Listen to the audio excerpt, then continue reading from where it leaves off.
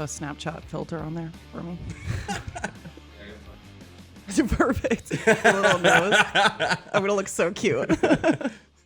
You don't need no Snapchat filter. Jade, what do you call a dancing cow? I wish I something. Okay, A milkshake. Not to be confused with protein shake, okay? Oh, well, Miss Fitness. I had a milkshake for breakfast. No, you didn't. Stop. Yeah. No, you didn't. Yeah. No, you didn't. I don't believe you for a second. Jade tries to keep me in line with what I eat, which I appreciate, and half the reason I hired her.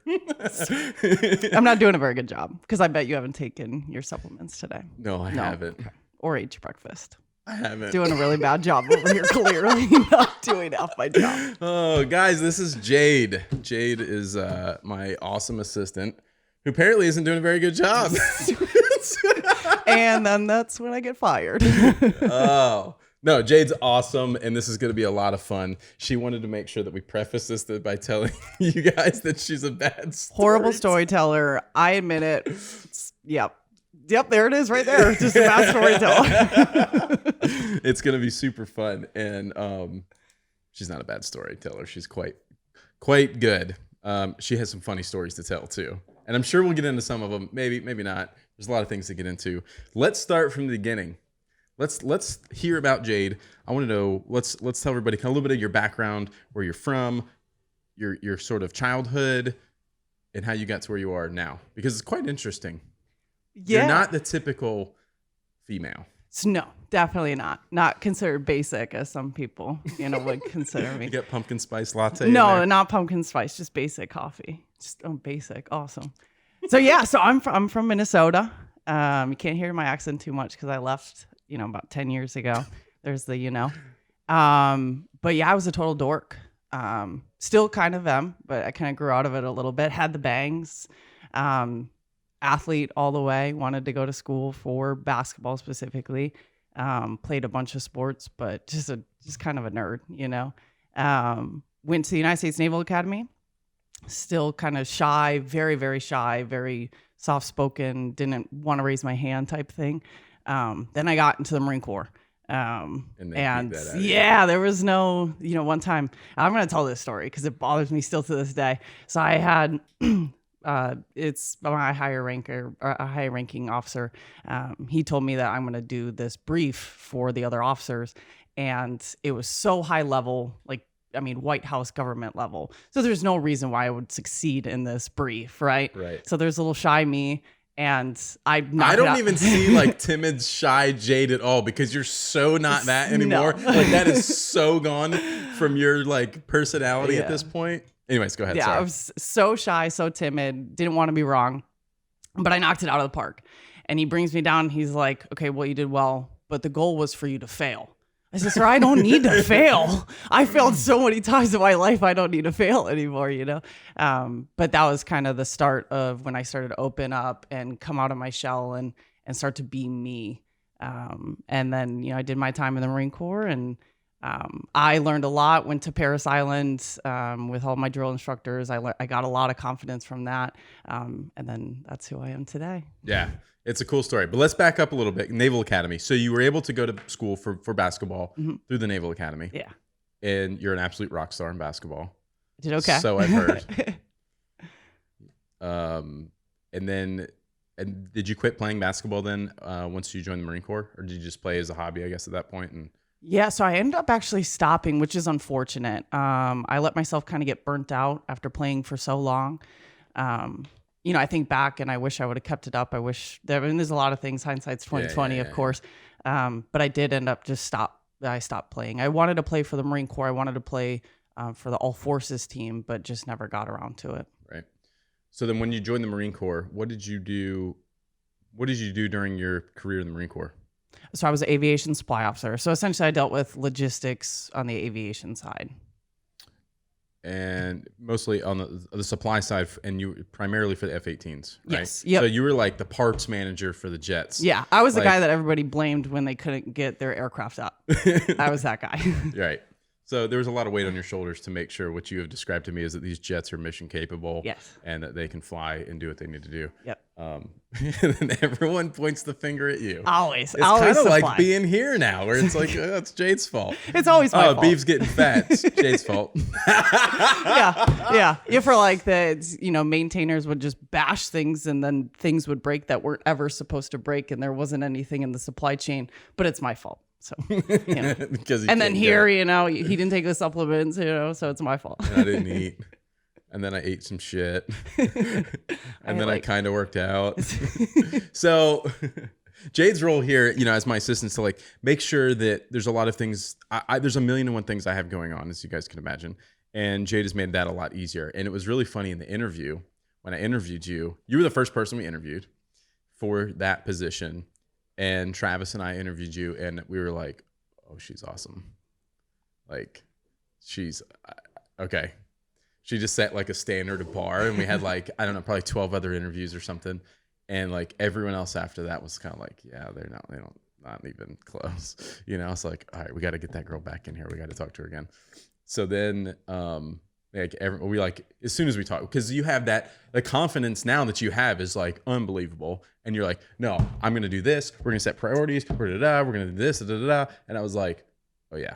And then she's going to tell me what to do. And I'm not telling her no. She'll whip my ass. Like, this is who I need. So I'm really thankful that it's worked out and that you're here, because you've taken so much stress off me, and it's been really good. And, you've been able to communicate with a lot of the customers, which I'm sure.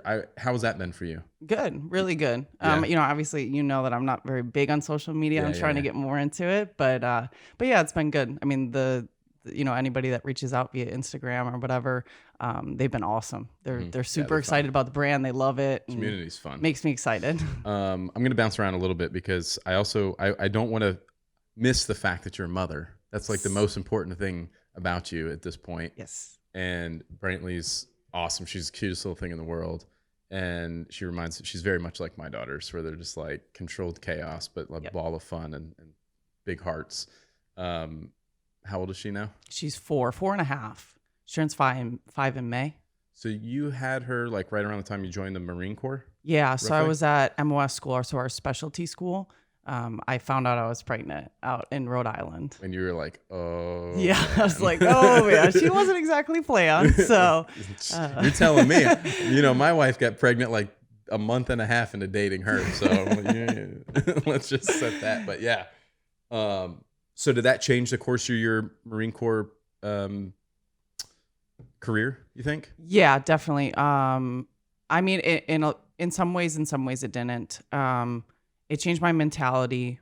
But once I, had Brantley and then got done with my maternity leave and came back, my mindset had changed, and I wanted to spend more time with her. Now, a lot of the time that I was in the Marine Corps, I was away, whether that's on little detachments or wherever we were, and then, which is why I kind of ended up getting out, was because I was ready to spend that time with Brantley and to be with her and to be in her life and be more involved. Yeah. I remember that when I interviewed you, you'd mentioned that you'd like, one of the reasons you got out was because you realized that like more than half of her life you've been gone. Mm-hmm. And like that's a hard thing for even me to like swallow, because I can't imagine being away from my kids that much. Like, I'm away from them a lot during the day, but I'm also like, I'm generally there every night. You know what I mean? So like, to think about being gone for half their life, even that's 2 years, which is still a long time, but man. So how's that changed? So now that you're out and you spend all the time with her, is it like completely, changed your outlook on being a parent, your relationship with your daughter, all that kind of stuff? Yeah, definitely. I've gotten so much closer to her. I think that comes along with age too. I loved her as, obviously I adored her as a baby. Yeah. But it's just so much different once their personality really starts to come out. And she has some sort of personality, that girl. She came up to me in the kitchen, this girl. She comes up. I don't know where she learns this stuff. It's crazy. I mean, she goes to school, but she just puts her hand, like, or her elbow on the counter. She looks at me. She's like, hey, Ma, I'm just hanging out. I was like, what did you just say? As they start to get older, the stuff that they like do or say, and you're like, where did that come from? It's so funny. It's so funny. And I feel like even though she's 4.5, she's not mature by any means, but she acts a little bit older than what she is. So I have conversations with her. We joke around. Her sense of humor is awesome. So I think we've bonded so much in that way, and just spending all of our time together. It's awesome. Yeah, yeah. Well, and you treat her. I'm assuming, I don't want to put words in your mouth or make you paint a picture, but you treat her more as an adult than like you don't baby her. Yeah. I mean, I'm sure there's moments, but like you're like, no, like you're treating her with like this Marine Corps mentality. Like, no, you're gonna do it. Like this is you're not babying her. So like I think that there's a lot of thought to be said for that, where a lot of kids get babied far too long. Yeah. And then they expect for people to serve them and do things for them, and they're like, no, you made the mess, clean it up. Yes, and that's and then you follow through, because that's what's drilled into your head at this point. Yes. Well, because I don't want her to turn out like that. I don't want her to turn out like, spoiled. Oh, yes, spoiled. And I mean, I don't mind spoiling her, but I want to spoil her rotten. That's what my mom always said. Like, you're spoiled, but you're not spoiled rotten. And I think there's a drastic difference in that. She gets, things that she deserves. But I also make it a point, if you want that, then you need to do something. Or if you do something wrong, there's a consequence to that. And I explain that to her. And that's what I think it's so awesome that already at 4.5, I'm able to do that with her is, she gets in trouble at school. She misbehaves. And, the first time that she does it, we sit down and we have a conversation. I mean, she's only 4.5, but I'm still able to say, hey, what you did was wrong. And, this is why it's wrong. And, these are the consequences. And then if she does it again, then there's more drastic consequences to that. And she's starting to really see that and really understand that. And it's exciting because, she's very pushy. So she will, if she wants something, she will not stop, and we've talked about that. It's a good and it could be very bad. Yeah. And so, like at some point I'm like, oh girl, if I had to tell you to stop one more time, I'm going to lose my mind. There's been points, yes, the Marine Corps has definitely come out in me, Paris Islandisms, where she got in trouble at school and, I left early and I picked her up from school early and she knew she was in trouble. Man, I walked up, teacher waved at me there outside and I waved to the teacher and Brand just kind of put up her hand, and she I was like, good, she knows. Yeah. And so we drove home and, I sat her on the couch and made her sit up straight and, her responses were, yes, ma'am. And that was it. And now she understands. And there were some other consequences as well. But she understands that behavior was unacceptable. And this is what happens when you do that. And you're not going to do it again. Mm-hmm. And I love seeing that she's understanding that. Right. Yeah. Seeing it click in her head and you're like, got it. She understands this, because it's almost like a dog, right? Where it's like, the dog does something bad, you smack the dog and you're like, yeah, I don't know if that did anything. Yeah. You're like, the dog, I don't know. Yeah. And then, or they think that it's fun and you're playing with them. You're like, I just smacked your ass for like tearing up this thing or pooping in the house, whatever the case is. Yeah. And you're like, yeah, I don't know if that did anything. But when you can see that moment when you're like, oh, they get it. This is great. Like this is a learning moment for them and they won't do that again, or they'll know that it's wrong. Or exactly. Exactly. So that is cool. Because I've spanked her on the butt before. That time it wasn't very hard, but she'd be like, that didn't even hurt. I'm like, girl. She's just like you. Man, and it's like, she is just great and bad. It's just great and bad. Exactly. But she's like me now. Because as a kid, I was just like the innocent one. The confidence that you have now, you have instilled into her. And I love it because she's her own person. And I wasn't like that as a kid. I was so nervous and I was scared. Way. I was shy, timid, didn't talk. Yeah, I didn't want other people to judge me. Until I was probably like 17 or 18. I graduated high school early and I went to Wyotech. I was in college in Pennsylvania. I was 17 years old. Yeah. And like I couldn't do anything. Like I couldn't even I couldn't open a Blockbuster account to rent a movie. And I'm like off living by myself. Kids don't know what that means. Yeah, I know, right? Like this is before Netflix and all, you know what I mean? But it's like, so I had to have my ex-girlfriend at the time who was like, she went up and was living at her grandparents' house in Morgantown, West Virginia, like through the summer while I was in school in Pittsburgh. So it was like, I don't know, hour and a half drive or whatever it was, short distance. So she would come up on the weekends, hang out. So I had to get her to open me a Blockbuster account because she was 18. I get her to open me a Blockbuster account so I could rent movies because I couldn't do anything else in town. Like I wasn't 21. I lived on a college campus for a college that I didn't even go to. It was like this bizarre situation where, and so, but like that made me kind of come out of my shell and like have to talk to people Yeah. and have to do things. And I was super shy. Like I did a lot of things. I had 100 million friends here, but I was very shy. Like even like in like daycares and elementary school and stuff. My mom said she would get calls from teachers being like, does your son talk?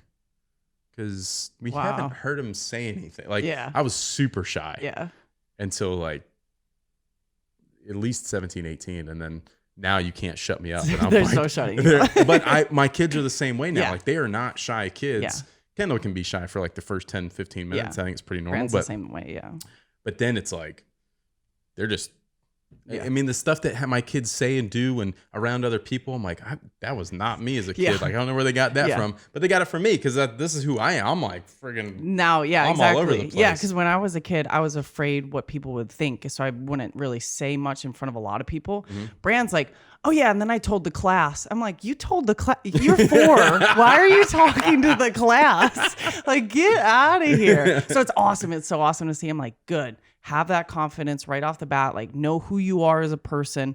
You know, other people's judgments don't matter. Just be you. Like, it's Right. okay. Like, there's going to be people that don't like you, and that's okay. Like, that's totally okay. And I didn't learn that until I was 23. I don't know that I ever even had that kind of a conversation with Cameron, for example, who's, she's almost 10 now. She's 9.5. And those are the kind of things she'll be telling me. She's like, I don't like this person anymore. I'm going to find a new friend because they suck or they said mean things. And I'm Yeah. like, dang, if I was like that age and somebody, I was like, of course, we grew up in like such a small town. Hilton Head was so small then. It was like, everybody went to the same school. There was no there wasn't 3 elementary schools or 4, however many schools are around here now. Like everyone went to Hilton Head Primary School, Hilton Head Elementary School, Hilton Head Middle School, Hilton Head High School, and a few people went to the private schools. But like 98% of the kids in this area from Hilton Head and Bluffton all went to the same school. So it was like your core group of friends were your core group of friends from day one, unless you like moved out of town. Like Alex and I went to kindergarten together. You know what I mean? Like, I know everybody that grew up here, and I still know them. I could tell you everybody, and it's like it's just so bizarre because now it's grown up so much. And that's pretty typical in a lot of other towns in America where there's like lots of other schools and kids move schools and all these things. But my kids will just be like, I don't like this girl from gymnastics anymore. I'm like, that doesn't upset you? Like, no, I'll just find a new friend. I'm like, all right. Yeah, good. Good for you. Yeah, I'm like, good for you, That wasn't the mentality I had. It's just so interesting. But your confidence gives you high level goals because you're like, yeah, I can do that. Yeah. And it's really sometimes stupid. Yeah. You're ambitious. Yes. And you are out to crush your goals. Yes. You don't set goals or try to do something that you can't do. And maybe that's stupid. You're like, bite off more than you can chew. Yeah, definitely a couple times. Recently. Really, really recently. Yeah. No, I think it's a cool and exciting. And I'm 100% behind it because what you are like super fitness junkie. Yep. And I don't know if it's a fitness goal or if it's like a competitive goal now that I think about it. Is it a little bit of both? I think it's both. I think it's both. Yeah, because I'm trying to, fitness-wise, like trying to, I guess compete with myself because I want to be better than what I've ever been before. And competitively wise, just, almost to say like the pride of it, the top, what I would like to do is like top 10 of 12-hour races. So yeah, you're out to like compete with yourself, but then you're super competitive amongst everyone else. You're like, oh, if everyone's doing it, I'm going to win. Like, I'm not here to lose. Yeah. Yeah. Like, if I'm going to do it, I might as well go out 100%. 100%. Yeah. Why would I go out half? Yeah. You can't come half speed here. Yeah. So, but that's one of the, in terms of the fitness stuff in that world, you just finished your test for personal training. Yeah. Yeah. I finally finished this. Yes. I passed it. Yeah. Yeah. Finally finished it. Super excited about it. Just, really the first time that I signed up for it, I just was trying to get all the knowledge behind it. Kind of just a side gig. I love helping other people. I love to talk about it all the time. My friend reached out to me and was like, hey, can you help me? I was like, of course. Like, no matter what, I don't ask anything in return. I just want to help people. And I love to, I could sit here talking about it forever. Mm-hmm. So, and all the stuff that I learned. Let's talk about it too. We'll get into it in a minute, but, so you did that. Congratulations. That's awesome. Next step is nutritionist. Yeah. Yep, that's on the books. I got a couple months left to finish that, sir. So, okay, training, then the fitness stuff. Your goals. You're trying to compete in the world's toughest mudder. Yes, that's will compete, be like the I mean biggest win. race. Well, of course, always trying to win. Now that's a big thing for me because I haven't. I mean, I'm big, right? Like I'm a big. If you're girl. just listening to this, like Jade, you're 6'1", 6 feet, yeah, 6 foot tall, Yeah.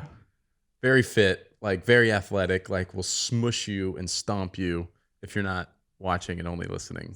It's like I'm big. I'm big. scared. I'm thick. So With 2 C's. I will. Yeah. I weigh a lot to run. To run, it's like a lot of body weight moving. So running is very difficult for me. So I think that almost intrigues me more about these longer endurance challenges, is because I am bigger. So it's a little bit different of a test. So speaking of like just, kind of going after something, on Friday, I signed up for that 50K. And so I reached out to the guy because there was no spots left. And I was like, hey, can I be put on a wait list? He's like, oh, the only reason they have numbers is because, you're guaranteed a medal. I was like, oh, I'm not doing it for the medal. Can I just come run it? He's like, yep. How are they going to guarantee a medal? Well, They're giving out 8th place trophies. Participation trophies. It's a medal. Lame. Everybody okay, you want to go do a 50K? No, I don't. But yeah, so I was like, oh man, it's in the woods. Like that'll be fun. 50K. So will be the longest I've ever ran in my life at one time by 6 miles, and I have 2 weeks before that. So Yeah, that's I'm gonna exciting. run a marathon tomorrow. Yeah, just for funsies, right? Yeah, I'm just gonna do it. My fat ass. But I'm excited. I think I'm gonna train pretty hard this week and then do my 1 week taper. So we'll see how it goes. I need some trail shoes probably. There's a lot of things that I've been like clothing. Probably need some like little meals in between. I don't know. I'd say there's a lot of things that I need to prep for. It was kind of last minute. It was like, yeah, let's just go run 31 miles. Where is that? Clover, South Carolina. I need to know where that is. Yeah, it's like 4 hours away from here. But you get to camp out the night before. How cool is that? I don't want to sleep in a tent anymore unless I absolutely have to. I think they I think they have somewhere else for us to stay. Yeah. Yeah, like a cabin, like a small cabin. You just sleep like next to other racers too, which I think is cool. Or I'm gonna be out. Can I borrow a tent? By the way, anybody? I got you. We sleeping on the ground the night before I run 31 miles. Yeah, that's a great Seriously, idea. 6 miles. Because the last time I ran that was the 8-hour toughest mudder, and I ran 25 miles in that obstacle course. So this would be slightly further, but I got plenty of time to finish it. Ambitious. So we'll see. It'll be good training. Good training. I got you. I'm supporting you 100%. You just, make us look good or something. I'm going to try. I'm not going to promise anything this one because my training definitely. Let's talk about training because what did Brantley say to you? Oh my goodness, this girl. I want to get back into this too, but like Jade's a single mom, so she has a lot on her plate, and I have nothing but respect for she has to kind of play both sides of the field. Now she's got support from Brantley's dad, and like you guys have an amazing relationship, it seems like, and that's really cool because a lot of people don't have that, and maybe you've had to work your way to that. But what you guys seem to have right now is great communication with each other, taking care of Brantley together. It seems like you're on the same page with most things. So I think that's super beneficial. But there's a lot of times you have to train and run with Brantley. Yes. Yeah. Yeah. So sometimes when I don't get my run in or whatever, I'll have to run with her in a stroller. And so it was the beginning when I first started training with running recently. And I was running and I started to slow down and I started to walk because I was tired pushing that stroller. I mean, it wasn't a great stroller by any means. And Brantley is a big girl too. I mean, clearly she gets it from our parents. So I mean, she's like 50 pounds easily. And I was running with her and I started walking. She turns around. She says, "Mom, run. There's no time for walking. Run." And I was like, oh my goodness. I was like, dang, this girl is my hype woman. Like she will push me to the next level for sure. I couldn't believe she turned around. She yelled at me. I was like, whoo. That's what I'm talking about, girl. How is life as a single mom? getting into like civilian life, like so many changes for you. Big time changes. Like there's just so much. You just don't live a normal the norm. No. You know what I mean? I don't know. Maybe that's a bad way to say it or bad thing to say, but like, yeah, you just got a lot of. It's just a different perspective of all kinds of things. But coming into civilian life as a single mom. Is it challenging? It's definitely different. I think we are so lucky being in the military. Yes, there's some things that are crappy about it sometimes, but we're very well taken care of in the military. And then you kind of get out and it's almost like you're moving out of your parents' house at that point. Right. And, and so it was a lot different. And so then we moved into, now we have a nice little small little apartment. I totally obsessed with it, living that small life. But just I got lucky working here because you guys have a very good mentality, a very, hardworking mentality that's very similar to the military. Where I see just not quite as structured. Just not no, definitely not. Definitely but not. I think that's the charm of what we have going on. Yeah. To be honest. I mean, with a creative space, it's just different. It's very, very different. Yeah. But I mean, you see it in different, other jobs like mall cop job. You just have different mentalities of the workforce in the civilian sector, and it's like, dang, really, you're just gonna no call, no show? That's a real thing. People do that. Yeah, I was like, oh my gosh, what is going? Like he in the interview, he asked me like 3 times, pretty much. When is it acceptable for a no call, no show? I'm like, never. Ever? If you're dead, maybe like you died the night before, like that's it. And it was just shocking that that's a legitimate question. So it's just very different. The mentality is very different. That's bizarre. Your small little apartment, living the minimalist lifestyle that you're obsessed with. I love it. Did you get your bike rack hung up? No. So, but listen. I didn't have a stud finder, but Travis sent me an awesome picture of a stud finder pointing it at himself because he's so clever. And he's like, I'll bring it on Monday. So I have that, but I might need a drill because the one drill that I have is like battery and I'm pretty sure it won't even go through a wall. I don't really know why about that thing. I don't think it really works. But I'm super excited. And I was going to text you on Saturday and say, hey, I'm at the house working all day. Like, come get the stud finder if you need it. Yeah, I should have probably reached out. But I went to Ridgeland for a pumpkin patch with Bran. Oh, yeah? How'd that go? Wild child. You went to Holiday Farms? Yeah. Yeah. Mm-hmm. Cool. The place has grown the past like 3 years. Yeah. There's so many other things to it. Yeah. It's awesome. Bouncy houses and this and that. And now Were they Brand's doing older. that kind of stuff? There was a bouncy house, but there was like, they added a bunch of stuff to it. There was like little games in between kind of, I mean, COVID even doesn't exist and they're just doing it. Everybody just like no mask. Yeah. Like, we were just, Brand was running around like barefoot. Yeah. That's my kids every year. It's just dirt everywhere. Well, because like you got to take your shoes off to get on the bouncy house. And they got the big bubble thing in the ground, right? Did they have that set up? No, they didn't have that set up this year. You know what I'm talking about? Yeah, I do. Those are so cool. Yeah, they didn't have that this year. I wonder why. So they usually like run straight to that. They got to take their shoes off and then they just end up barefoot. Oh no, the big thing. Yeah, it's not like in the ground. It's like a big bouncy house, but not a house. Well, it's just like that big blob thing. It's like a giant trampoline, like an air trampoline thing. Yeah. Like Okay. Yeah. That's what it is. Yeah. I think super cool. Yeah. Brand loves it. Yeah. Yeah. She had fun. That was the first thing we went to. Yeah. Shoes off and then never got put back on again. We petted the pigs. Oh yeah, that's right. Nibbling digits over there. Nibbling digits. They're mean. Those things are mean. There's a big old turkey over there. My buddy. I told Brand to hug it. She didn't do it. I was like, Brand, go hug that thing. My kids would do it. They chase chickens around and grab them and snatch them up. That's how Brand. Like, I want her to go pick up a goose or something. I see kids do it. They're like chase the ducks and then go pick them up. I'm like, good. What was your childhood like in Minnesota? Let's talk about this. Oh man, see, I don't. Did you have like wildlife like that up there? I mean, we lived out in the country, but being in southern, I mean, we didn't have a lot out there. Like I rode dirt bikes and we had like a dirt bike track out back. But as far as like wildlife goes, we didn't have a lot going on. Not where I was from. Right. So I wasn't picking up ducks. Where are you? What's the name of the town you're from? Lakeville. So it's 30 minutes south of the Twin Cities. I want to go visit. Yeah, that's what I was saying. Yeah. Good old Mama's house. You were a lot of outdoor activities though. Yeah, definitely. Country, always outside. Bikes, always basketball. Outside. Mm-hmm. Played basketball through middle school, high school, all that. Every year, that was my main sport. Yeah, pretty much every night. My brother's 8 years older than me, and really tall. He's like 6'5", 6'6" now. And he played high school basketball and he was very good. I mean, being 8 years younger than him, he whooped my butt in the driveway, gravel driveway. I'm sure. Absolutely. You had to really. Every time my mom always laughs because she's like, you'd be red in the face. You'd come in for water. And my mom would be like, are you sure you want to play another? Like, yeah. I was so competitive.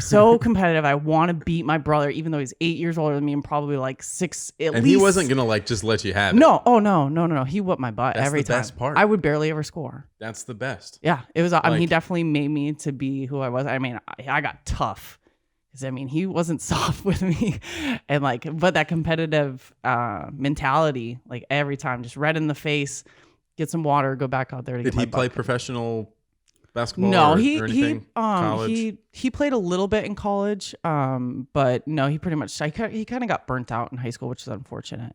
Burnout's so funny and like so, like we've recently experienced that with Cameron in gymnastics. We were so heartbroken over it because she was so good at it, and like to see her at 9 years old just be like, yeah, it's not fun anymore. I don't want to do it. But you have so much future with it. Like you could do so much, But then I'm like, well, what can she really do at gymnastics? I mean, unless she goes to the Olympics, which was awesome. Which would be awesome, cool, but like a lot of Olympians are just like jacked up. Like you dedicate your life to that, and then what? You still got to go get a job and be like, yeah, I was in the Olympics once. Yeah. I mean, there's, you know what I mean? Yeah. Like it's cool. Yeah. But like she's not going to get a college scholarship probably for gymnastics. Like very few schools I think offer that. Maybe more than I know. I don't know. Yeah, I think there's quite a few. She probably could, but I mean, it takes a lot. Like there's a lot of dedication to it. But I mean, if she stays active, I mean, that's really, I mean, team mentality too, like getting into sports. And I mean, that builds leadership, that builds like camaraderie and understanding other people and how to work. I mean, that brings it into like work life. And so I'm like a huge believer in kids playing sports, especially team sports. Yeah, anything to keep them, team sports, any of that kind of stuff. I agree. And that's what we told her. Like she's taking a little break from stuff right now. It's like the world's flipped upside down. COVID, all these things. Yeah, it's it's been crazy. And not to mention like there's not a lot here offered for kids. Like they could play soccer. We did that. She wasn't really into it. They have some of the other rec center sports, things like that. She just isn't really into. Neither was I, but I was skateboarding and biking and like I was super active and like action sports kind of stuff. It was really not team based, but I always did it with my friends. Like, so at least I had like sort of that circle of friends that we did stuff with. And you were staying active, which is I was super active. Huge. And I'm not so active now and I'm getting fat. So I signed up Brantley. Did I tell you? I signed up Brantley for soccer like when she was like 3-ish. And we would go to soccer, and I wound up being the coach. The one I knew, I've never played soccer a day in my life, not a single day in my life. And I knew the woman that worked at the YMCA that she was playing with, right? She's like, hey, nobody wants to coach. They're all afraid. I'm like, they're a bunch of 3 to 5 year olds. What is everybody afraid of? I was like, sure, why not? Like, let me coach. And How hard can it be? Right? So I like went up to the parents, none of the parents, and I was so disappointed. I went up to the parents. I'm like, hey guys, I'm Jade. Like, I've never played soccer before, so you guys want to come out and help me out? It'd be great. Just gonna be a coach over here. Like, it was like crickets. And I was like, okay, well, nobody's gonna support me, so I guess we're doing this. I had so much fun with these kids because at that time I was like, well, never mind. These parents, they're just kind of here to drop their kids off and whatever. So I had the most kids out of all the rest of the teams. I had like 12 3 to 5 year olds. They're all running, like throwing worms at each other and dirt. And I'm these kids are so funny and they have all these like big personalities. Yeah. And so, I mean, these kids were like awesome, like super, super awesome. And then there's Brantley, right? So we finally, she wanted to be held the entire time. So I'm out on the field holding Brantley as I'm trying to like coach these kids. I'm like, oh, you okay? Like, okay, get up, kick the ball, like trying to be nice and positive. And there's Brantley. She doesn't want to get down. And oh man, she didn't play a single game. So I paid YMCA to go to coach. Be a coach. I was like, what? I was like, Brantley, you will go play. She was just not having it. And then she looks at the little, everybody gets a little medal, of course, participating. But she'll look at it. She's like, Mom, remember when I played soccer? I'm like, girl, you didn't play soccer. I was like, yeah, I held you the whole time and I coached. I was like, you didn't play anything. You were the coach's helper.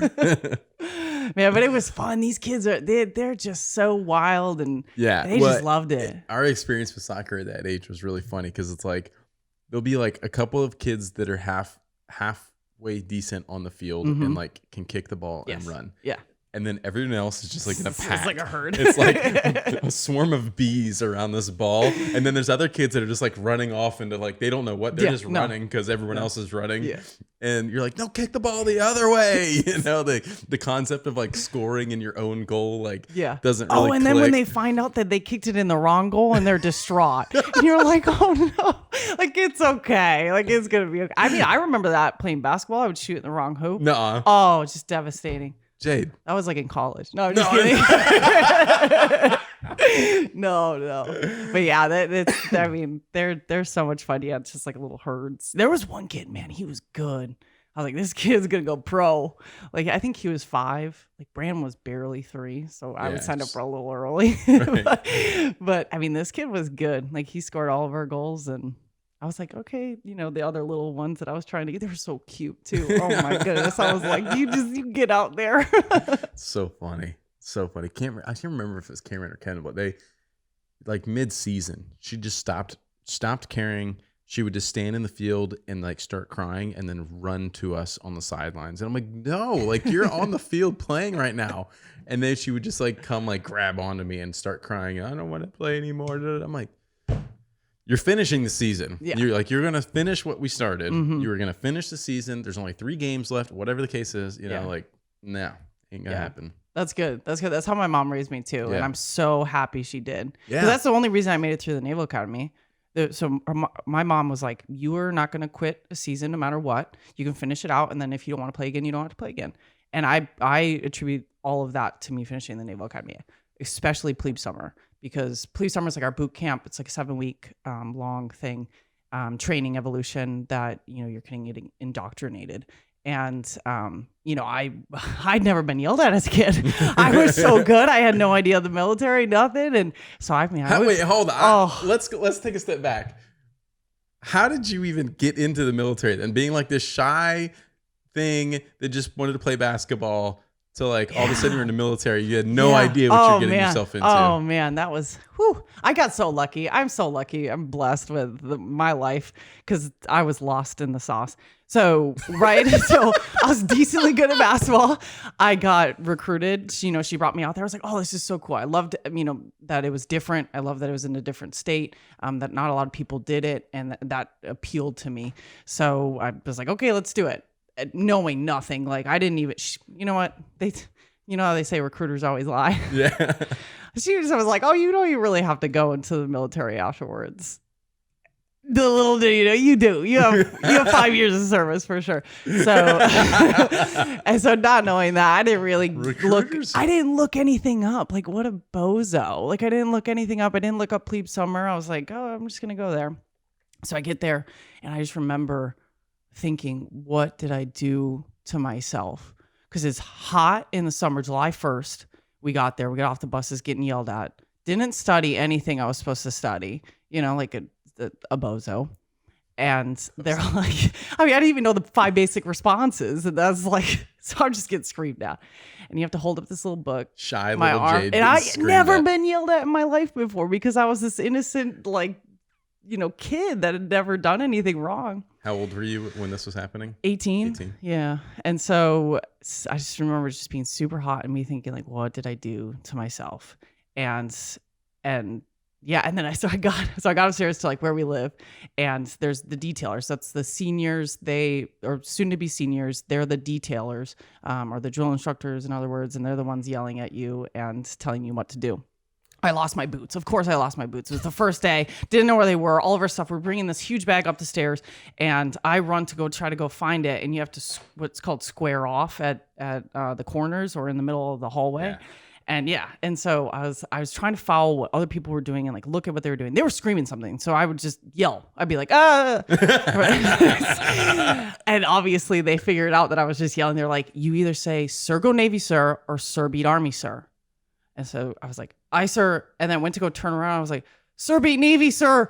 And they lit me up. I was like, no. I have like on the verge of tears, like this unconfident little thing. And I was like, oh my gosh. So I finally, like over the course of time, I thought of it. I was just like, think of it like a basketball camp. Like, you're not going to give up. I didn't even have thoughts of legitimately quitting. I was just like, what did I do? And then, I kind of realized, I actually do need to join the military after this. And I was just super lost for a while. And then my sophomore year, we went on what's called Prochman, and we go see all the different services or all the different branches, or actually just the different, what we could actually sign up for. So either subs, we went on a sub, which was really cool. We went on a ship. Obviously we saw the Marine Corps. We saw aviation, both Navy and Marine Corps side. We went and saw where the SEALs train as well, because that is an option. And I instantly fell in love with the Marine Corps. Instantly. I just, everything about it, the high standards, the fact that the Marines were so proud of who they were. You're talking high physical standards, like everything about them was awesome. And so at that moment I was like, I got to do this. And that's when I really started to change my mentality. I got a little bit more involved in what we do at the Naval Academy as far as like military leadership. I was like the training sergeant for the plebes that my junior year. So I was in charge of their training, and just started to go kind of down that path and started to understand the military concepts and really got into it. It took me a little while. Yeah. I wish I knew more from the start, but I was very blessed in my path and went Marine Corps ground and friggin' loved it. I was that one that at like 05 when we were doing our squadron runs.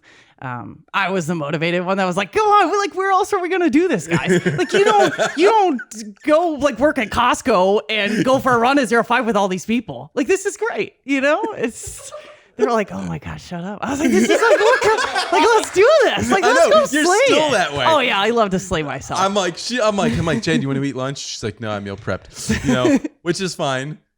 But then like Alex's family, they brought some donuts like a week ago. This is a good example. We're like, Jade, you can't not eat a donut. You're like, no, I can't. I just weighed in. Like I was feeling really, because I got to drop a little bit of weight. You're only competing with yourself right now. So it's like, why not just have a little donut? Yeah, but long term. This is long term. She's like, all right, I'll eat a donut. I'm just gonna slay myself in the gym. Like, and then any little reason to like go harder in the gym, she's taking advantage of. She like looks for an excuse to go even harder and like if I'm not leaving the gym soaking in sweat and exhausted, then I haven't done my job that day. Like I haven't. I feel like I'm not doing my job at the gym very well. Yes, you gotta get that mentality. It's not even that. I've had a lot of injuries, so John's been pretty easy on me, and I want to go a little harder and do more. But it's twofold. Like one, I've got like this shoulder injury that I'm finally getting pretty over. There's still some things I do that really hurts, and he's like, "All right, stop doing something else." I'm like, it's frustrating. And then I've got my knee injury that doesn't really hold me up for much, but we're maintain, like we just continue to be cautious with it. Yeah. I don't want to like hurt it anymore and then just be stuck where I am or go backwards or whatever. But eating is my biggest You gotta problem. eat healthy. You're getting old. You're fired. Just kidding. No, but like, and John's outlined this for me before, and I maybe for not just for me, but for everybody. What are like some of the best like core foundational things around eating that are like the go-to, like do this, don't do this, eat this before your workout, eat this after your workout. What are some like foundational outline things that you could give us? Yeah. So, there's so much. There's so much. And listen, after I had Brantley, I gained a lot of weight. And so that was kind of where my real fitness, I'd always loved getting, being in shape before, but, after I had Brantley, I gained at least like 20 to 30 pounds extra, from the actual pregnancy. So, I started to wean myself off of that. Now I don't believe in these fad diets. I don't believe in cutting things completely out. So I eat that donut. Like I do. And then I kill myself. And then I slay myself. But I'm at a different level. I'm at a different point in my life. Yeah. Now let's just say going back to right after I had Brantley, I love food. I really do. I love it. I will eat chips. Oh man, just like I don't put them in my house because I know I'm gonna eat them all. Like I know we went out on the boat and it's like she's like I told Cameron I'm gonna eat all those chips. I told Cameron I don't even remember what it was. It was like chips or it was like beef jerky or something like that. Probably all of that. It was all of it. I told Cameron, I was like, Cameron, if you don't eat that, it's going to be gone pretty soon because I'm going to eat all of it. And then I ate all of it. And then like 10 minutes later, she went to go back and she's like, they're all gone. I was like, I told you. Like, I told you that I was going to eat those. But I have my moments, right? So like, going back, right? Right after I had Brantley, I loved food. I ate a lot of junk food. I tried to be healthy. I still worked out a little bit, but I was eating Chinese food. I'd wake up at 2:00 nearly every morning and eat a huge bowl of Reese's Puffs and watch Family Guy. That was like my thing. I would wake up, but Brantley's dad, I'd be like, hey, like, can you stay up with me and watch Family Guy? And I would eat a huge bowl of Reese's Puffs at 2:00 in the morning. I'd be starving. So I was going from that to like, getting back into shape. And, so the first big thing was like, okay, so my 3 primary meals need to be healthier. And, if I want a snack, let's just say if I want to have chips, if I'm craving chips, okay, I'm going to buy a small bag and I'm going to eat a smaller portion. Like, so I cut it back. And then eventually I was like, okay, now I'm going to eat super healthy all week and, 1 cheat meal a week. That's going to be my thing. So I didn't cut everything out. I don't force myself not to eat. Your phone? No. That's your computer. Oh, sorry. We moved the podcast studio. If you're watching, obviously, we've moved it into my office and it sucks. I'm super sad. Jade and Sam took over the podcast studio for their office, and that's looking pretty good already. It does look nice in there, but it was way better as a podcast studio. I'm just saying. He was crying about it. I was really upset about it. Anyways. So yeah, I'm gonna try to keep this as short and concise as possible. But to give you a general idea, I was still eating some junk food, and then eventually I got to the point that I was like, okay, after dinner, I'm only eating vegetables. If I crave any kind of food, I'm going to go to vegetables, green pepper, carrots, anything that will, at least I'll be able to get that snacky part, right? I can still put food in my mouth, but I'm not eating chips. That's going to make me gain weight. And so that was just like, it's a consistent, okay, I'm getting better at this. I don't need all this extra junk. And then just, I work out a lot.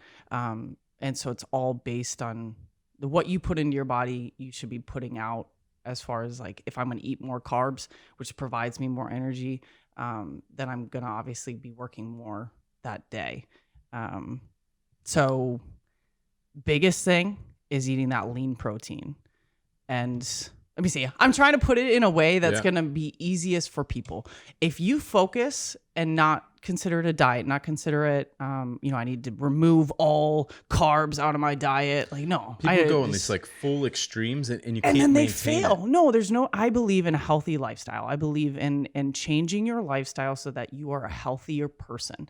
I don't believe in diets. I feel like they fail every single time. People get frustrated. They're like, my favorite candy bar is Milky Way, and I'm never going to eat a Milky Way again because I want to lose weight. You're going to eat a Milky Way. Like, it's your favorite candy bar. Just limit it. Have a little snack size once a day. That's it. And then just make those small changes throughout. It's balance. Exactly. And then like my biggest thing, 100%, and I'll tell you over and over again, is to meal prep. Wow. Meal prep is the biggest thing. I didn't meal prep this weekend. I ate like crap. Like, I'm not happy with how I know. What a loser. Well, seriously. And it's so frustrating. You ate like crap. You didn't hang your bike. I mean, come on. What are you doing with your life, Jim? You know what? It's a turnaround point today. I'm going to slay myself twice. Did you at least get a pumpkin? Yeah, I got a couple of pumpkins, actually. I got 2. Did you decorate your apartment all cute?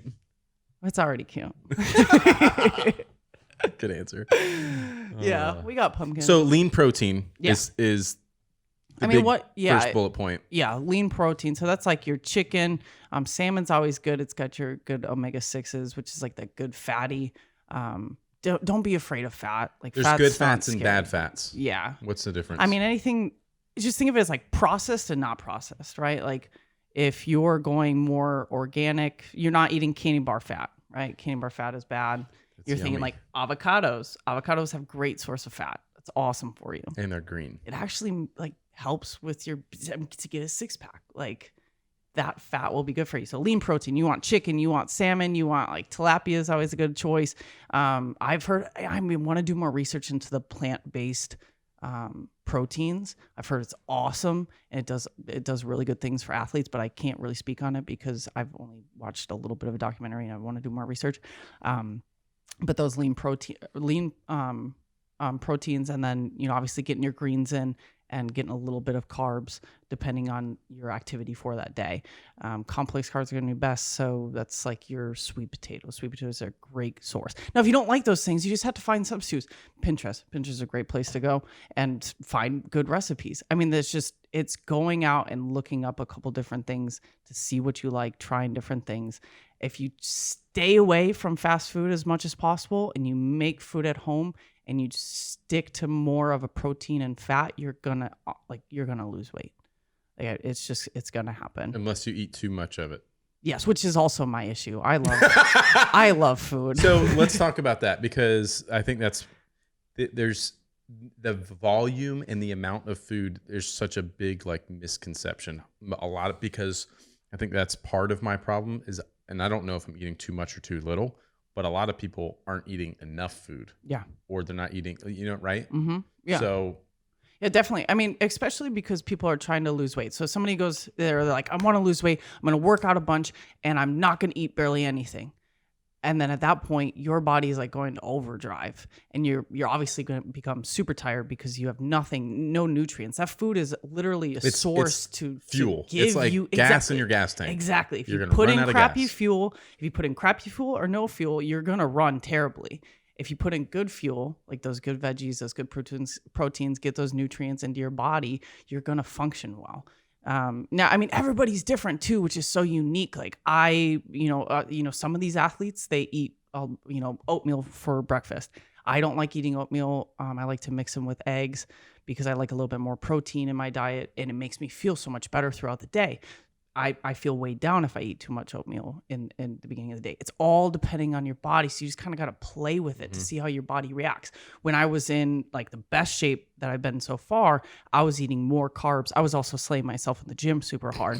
So it's a little bit different. It's so funny to me when you say that every time. I love to just slay myself, And, but yeah, I was eating more carbs and I got toner and I was like, wait a second.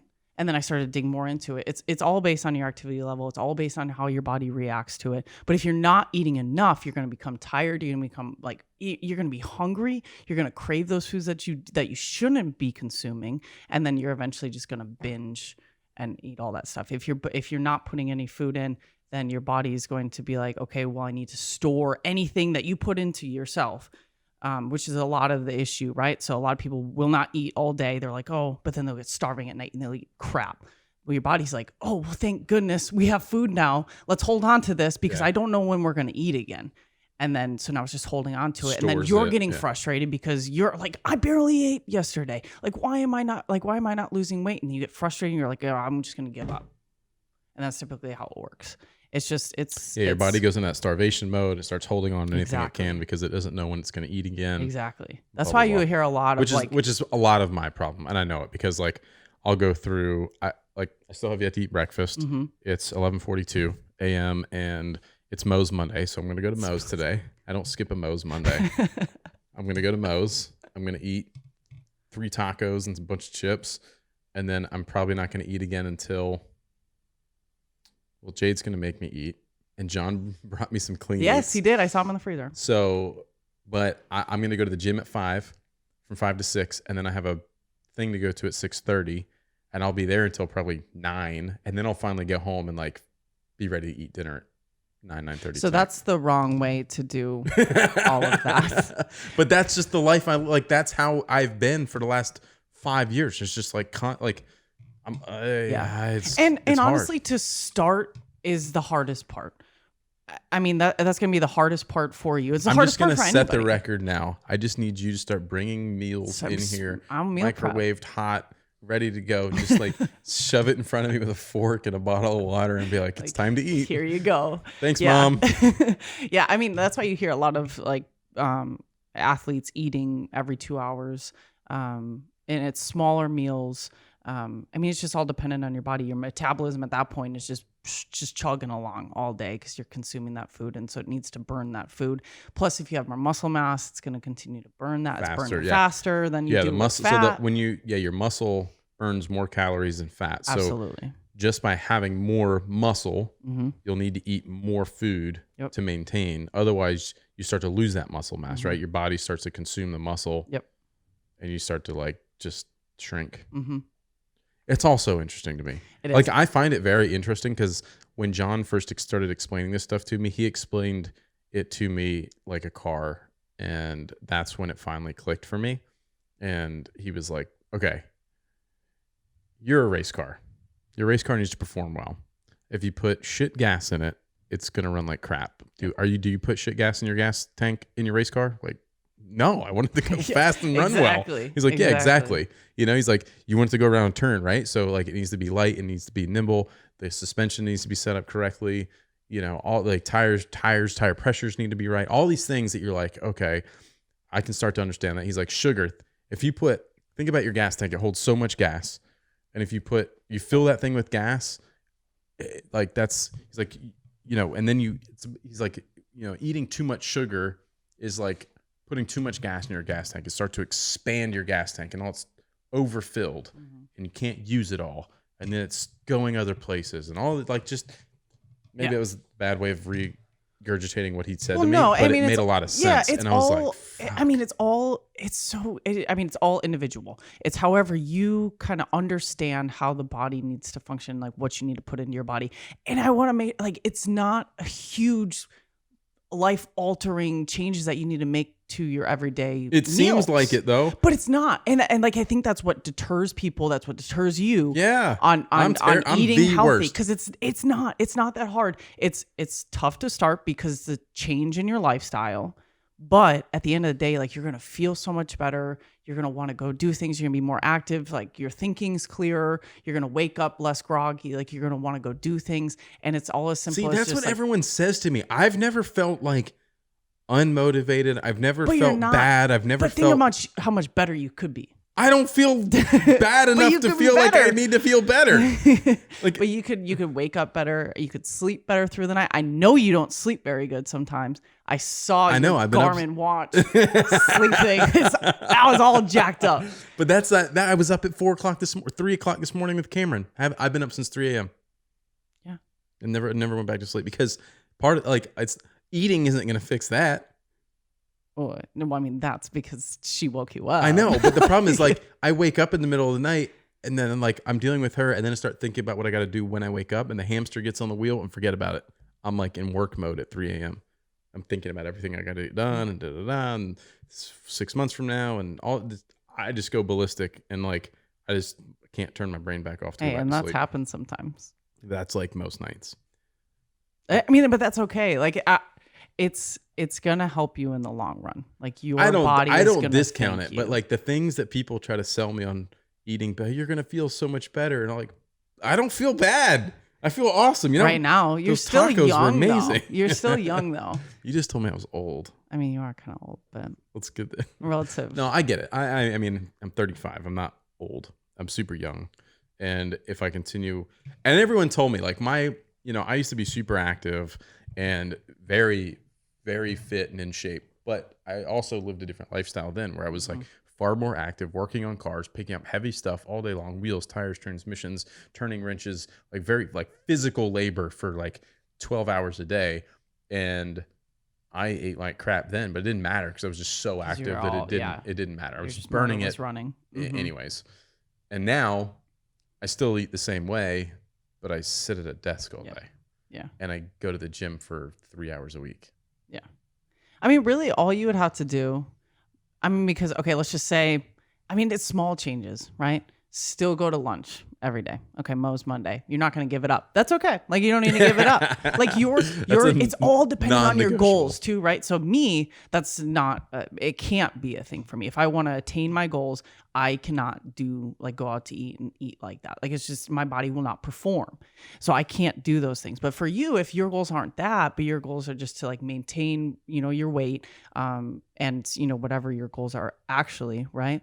Then you just have to change a couple of things about it. Okay, go to Mo's on Monday. That's fine. Just make sure in the morning you eat your breakfast, and then you have some sort of plan for your food in the evening, and you put something into your body before you work out. Because where else are you burning? Like, you're gonna burn that muscle. You're not getting anything out of that workout at that point. What's the best thing to eat before working out then? I mean, it really just depends. Not a Mo's cookie. You want to get, it depends on the workout, not a Mo's cookie, and not mints. Mints are not a source of nutrients. Okay, I know you already have them over there. I saw the pile. I'm like slight addicts these over here. These lifesaver mints are like crack cocaine. They're they so really addicting. Are. They really, but that is not a pre-workout snack. Okay. So it all depends on what you're working out and how hard you're going, right? So if you're doing a really tough lift, I would say 2 hours before you eat like English muffin. So get that good carb source, get some carbs into your body, and then a little bit of protein. So I would put some peanut butter on top of it. Now, if I'm going for a run and I want my body to be light and I don't want a lot in my belly, I'm probably going to eat, I have these little bars that I have. They're super, super light. So like an hour before, I'll eat one of those little protein bars. It just gives me enough into my system that I can go run, and then I'll eat something substantial afterwards. You want a lot of protein afterwards. Carbs are a good source of energy, so you definitely want to eat carbs before you work out.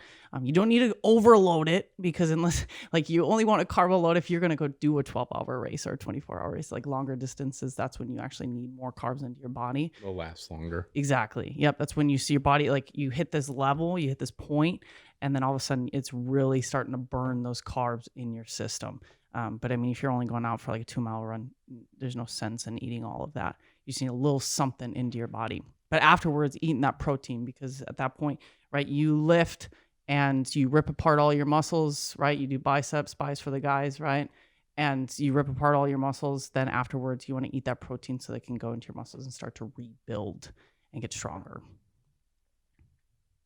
You make it sound so easy. It's so easy. It's so easy. Like, I think people overthink it, and then they don't want to do it because it's just too much for them, and they got so much going on. I mean, trust me, like, you have 1,000 things going on. You have let's just say for Alex, he's got 4 kids running around, and I mean, I get it. Like, your life is busy, but if you can just set aside, I mean, even 10 minutes on a Sunday, meal prep, or just say, hey, this is what we're going to eat for the week. And hey, these are the times that I'm going to go to the gym. That's all you need to do. And then you have that planned already. You have it all set up so that in the morning, okay, this is what I was already going to eat. Or, hey, I'm going to choose these eggs instead of eating this Pop-Tart. It's like Lucky Charms. That's a good breakfast, Lucky right? Charms, not quite. Maybe on a Saturday morning. If Lucky Charms are your thing, Saturday morning you get your Lucky Charms. Oh my God, you make it sound so easy. It's a lot easier than what people think. And if they took a mindset like that and just took baby steps, it'd be a lot easier than diving into this fad diet. That they can't eat things. All right, so let's recap on that, just so we can make a short piece of content on this. Yeah, sorry, that was a lot. It's no, it's much, good. I mean, it's good in-depth stuff, but I think simplifying it and just saying, okay, so you want to focus on the lean proteins, unprocessed fat sources such as avocado, unprocessed foods in general, but like a good sources of fat. Carbs before heavy lifting is good, but not too many. Yeah. Just like get a little something in your body so that you have some fuel for heavy lifting. Yes. Type Depending workouts. on your activity level. Yes. A protein bar is good before a short run or something like that. And then lots of protein after a hard workout to refuel your muscles and help them recover. Yes, exactly. No matter what your goals are, whether that's losing weight or building mass, that protein's going to help build that muscle, because you want muscle in your body, vice that fat. All right. So what's a typical meal look like for you then when you're meal prepping? What's in that meal? And like, because I'm sure there's like, it's balanced between a little bit of this, a little bit of that, a little bit of this, so I can get all sorts of these things. What does that look like? Yeah, definitely. So when I'm going, like, I need to make it fast and it's going to be easy. I have my chicken. I cut that up into smaller pieces because it's easy to throw onto the stove. Throw that onto the stove, boil some veggies. Typically, I just have a bag of broccoli and carrots, just something green, or I can do spinach, or, I did asparagus. Asparagus was real good. So I threw those on. Let's do that. We'll do asparagus because I did that most recently. Threw it on a pan, threw some olive oil on it, some salt and garlic salt, threw that in the oven. And then some carbs. So I'll usually do rice because that's super easy, or I'll do sweet potato. Sweet potato is better than rice. So let's just say sweet potato. So I'll do about half, depending on what my goals are. Right now, I'm trying to drop weight, but maintain that muscle. So I'll have half a sweet potato. I'll have about 3/4 of a piece of chicken. So you want it about the size of your fist for females. And then a nice big handful of veggies in that. And then that's it. Do you count calories and carbs, all that stuff, or you just like eyeball this and like know that you're doing sufficient amounts of things? You're not like super like crazy like that. no. I know some people like who are bodybuilding competitions, and they it's have to be though. Like this many ounces of this and that. Yes. Like, again, based on your goals. It's all based on your goals. So I don't do calorie counting. And when I first started to get my mindset right, I was like, okay, this makes sense. This is about how much I'm eating. Now I don't need that. And it actually, it becomes an obsession. I think that it's probably important for somebody that's first starting out that doesn't know how much they should. Like the watch, like we're wearing Garmin watches, and I've suggested it to people in the past, or anything that'll help you like sort of understand how many calories you're burning, because you have like that base metric of like, this is your size mass, like just living, you're going to burn this many calories. Mm-hmm. Yeah. And then whatever your activities are through the day, you're going to burn a little bit more. Or if you go for a run or you go work out or whatever the case is, or you're power washing the house that day and like you're burning more calories. Mm-hmm. So you really want to try to keep your food intake based on the activity, based on calories you're burning. Right. So for some people, they have no idea. Like I have no clue. Some people have no idea what protein is. They don't know what lean protein is. They don't know a lot of certain like things about nutrition because it's not really taught. Yeah. And so they don't know. So starting seems so overwhelming. Mm-hmm. Calories can do one thing. It's all based on what the nutrients that are in there that are fueling your body. So calories, yes.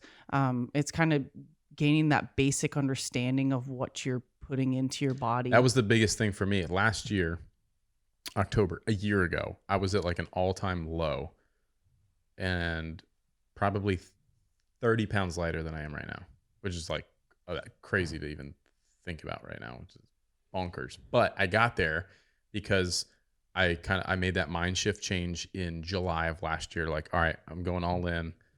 I'm gonna do this, and I started going to the gym with John, and I he was like, I was like a month or two in. He's like, all right, now I want you to start really paying attention to what you're eating, because he didn't want me to like go all in on everything day one and just be like hate it and quit. So he's like, let's just start with working out.